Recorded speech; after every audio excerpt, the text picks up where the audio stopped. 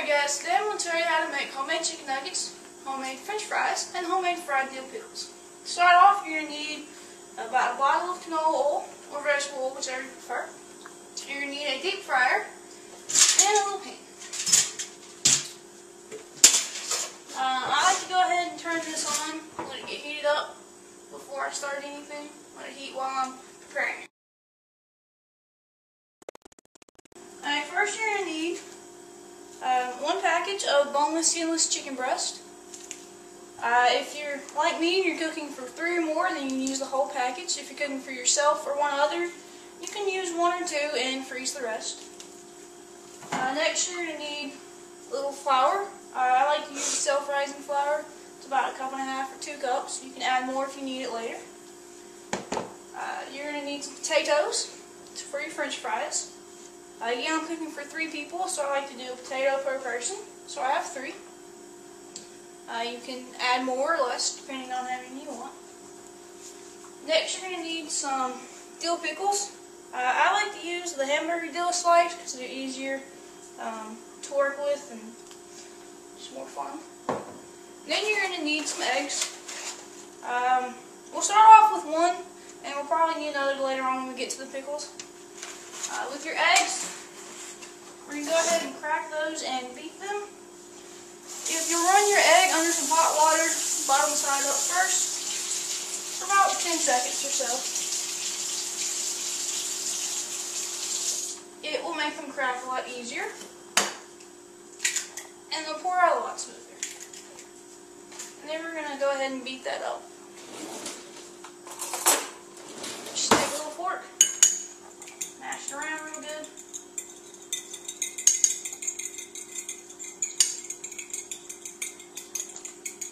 And it's thoroughly beaten. We're going to let that sit, we'll come back to it. The next thing we're going to do is we're going to wash our chicken and trim off all the fat. And then we're going to cut it up into strips. Okay, so now we have our chicken cut up. You can cut this any way you like. My family prefers little nugget size, so that's how I cut it for them. Next thing we're going to do is we're going to season them. I prefer to keep it simple and use just salt and pepper, but you can put anything you want on it, however you like it.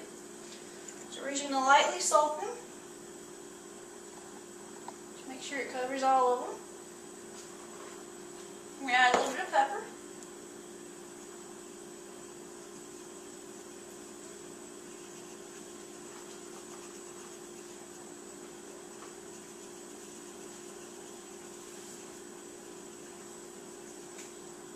Flip them over and do the other side now.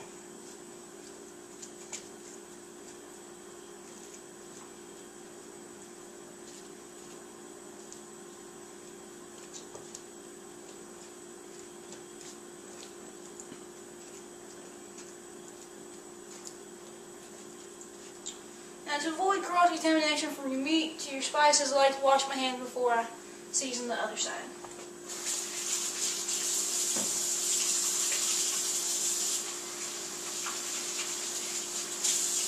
That way later on, when you're cooking something else, you won't get chicken germs all over your other stuff. So now you're just going to salt and pepper the other side. Again, you just want to do it real lightly. Don't get a whole lot.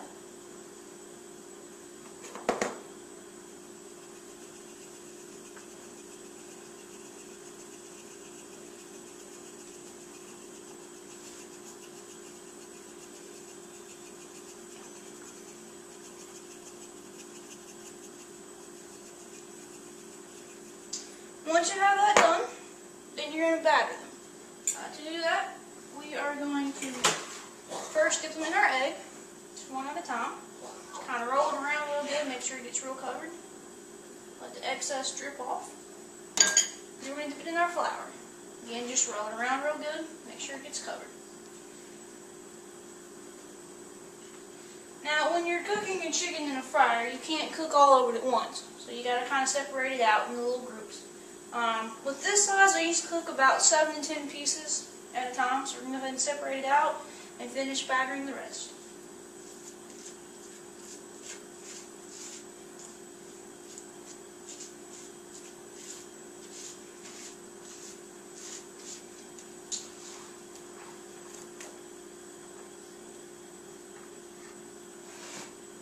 just dip it in the egg, dip it in the flour.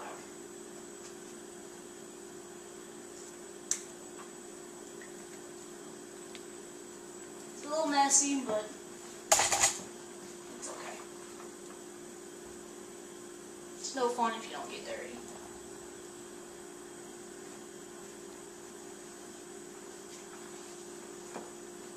If your hands get too clogged up, you can wash them off and start again.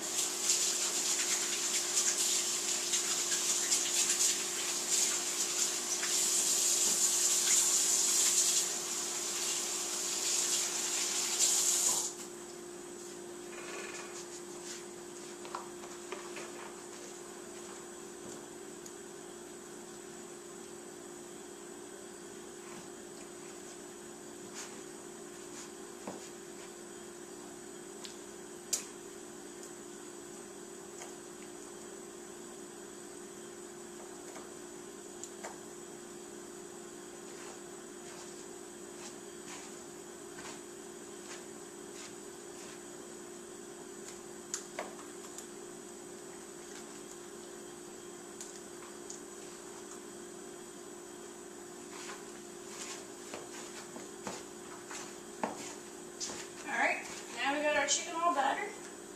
I'm going to be using this cutting board for something else, so I'm going to go ahead and move my chicken over so I can wash this again so you don't cross-contaminate everything.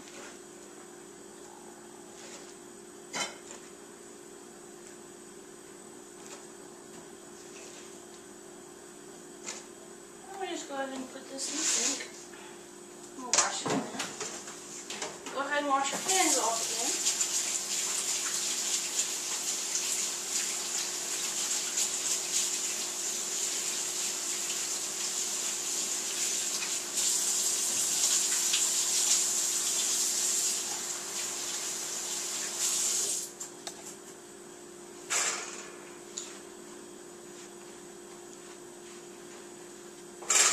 Put these in the fryer.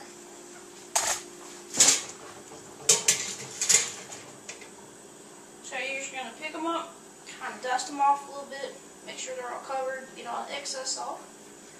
Drop them in the bottom of the pan. You want to kind of make a layer along the bottom, that way they'll cook evenly and won't clump up.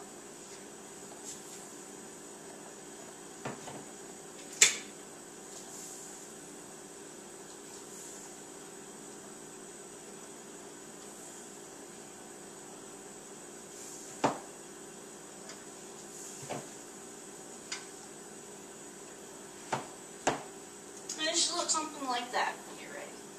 Now we're going to drop it in, let it cook about 5 to 7 minutes.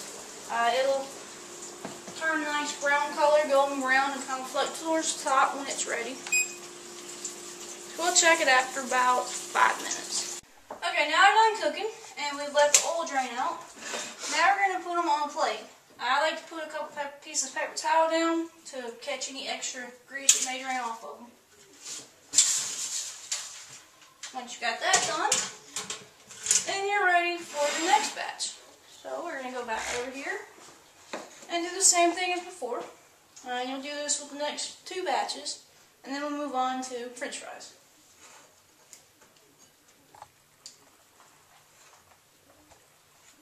Okay, so now our chicken is done. We're going to make our French fries.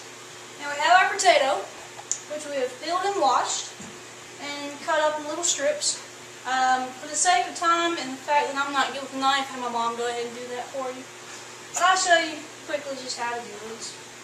Take your potato, you peel it in half, and then you just cut little slices. As with the chicken, you can cut this any size you want. We like ours about like this. You make it as big or as small as you want. Potatoes are really simple. All you're going to do with them, peel them, cut them, take them over to your frying pan. You're going to make just a thin layer on the bottom like you did with the chicken. You don't want too many or else they'll stick together and not cook right. Now split them up to make a even batches of this. And it can be like that. And just a minute. We're going to cook those for about 3 or 4 minutes. They'll turn a nice golden brown color and float to the top when they're ready. Okay, now our fries are done, and we've drained the oil.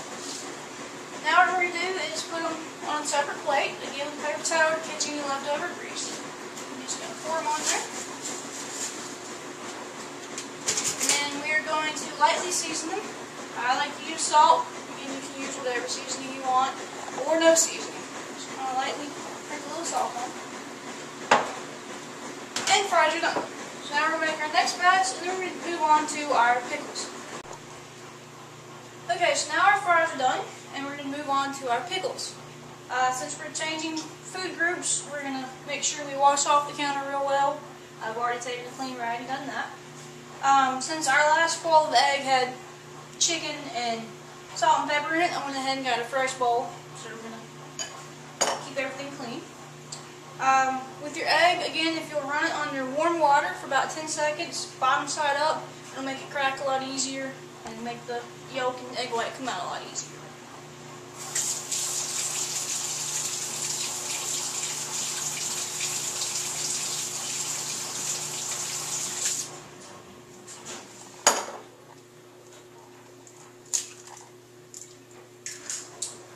And we're going to beat that egg, beat it up real good.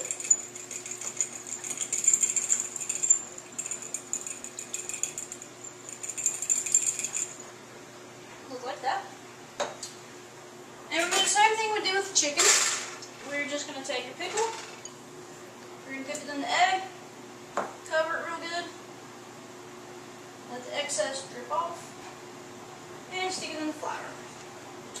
I went ahead and added a little more flour since the other was getting low and kind of sticking together. Now with your pickles, you don't want to cook a lot at one time, because they will stick together and they won't cook thoroughly. So I usually try to do about 7 or 8 at a time.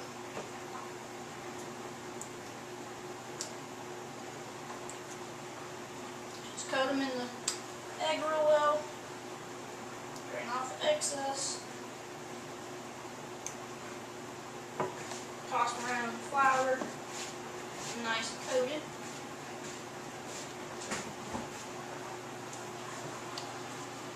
And then we're going to bring it over here to our frying pan. And just like with the chicken and the french fries, you want to just coat the bottom. Try to keep them apart. You want to make sure they're fully covered with flour, otherwise they're not going to cook real well.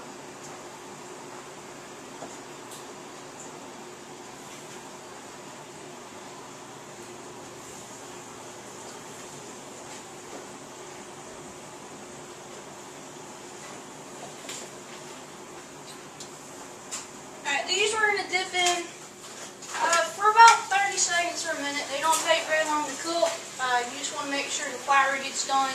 You don't want them to be all gooey in the middle. The pickles themselves aren't really going to cook. You're just cooking the flour on the outside. It's going to turn kind of a golden brownish color. They're going to float to the top. And you'll be able to tell when they're really done. Alright, now our pickles are done. These actually took a little bit longer than a minute. Sometimes it's a minute, sometimes it's less, sometimes it's more. It just depends on how many you've got and what temperature your grease is at. So now we're just going to put these on another pickle plate. A plate covered with paper towels, I should say. And then you're ready to do another batch. Just repeat this process until you have as many cooked as you want. That will complete your meal. Hope you enjoy it, and hope you have fun in your cooking adventures.